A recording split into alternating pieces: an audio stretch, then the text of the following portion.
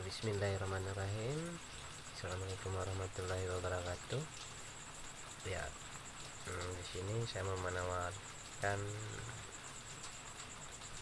Black Opal. Ya,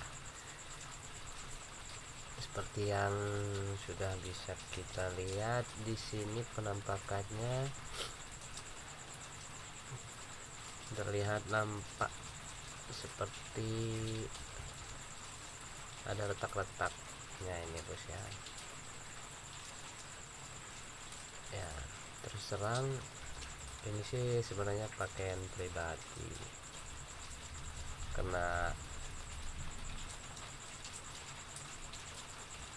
untuk dapetin ukuran segini ya harganya lumayan mahal bos. Jadi bermula dapat bahan kalimaya rencek yang kecil-kecil. Nah, saya berinisiatif biar bisa dipakai, lumayan gede bos ya. Jadi saya menggunakan bahan lem tertentu yang ada di pasaran.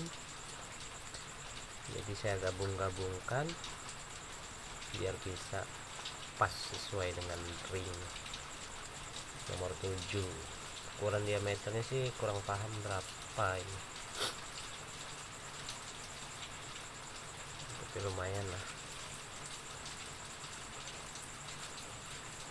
lah bos, sebagai koleksi bisa ya.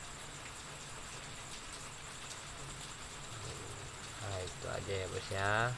Nah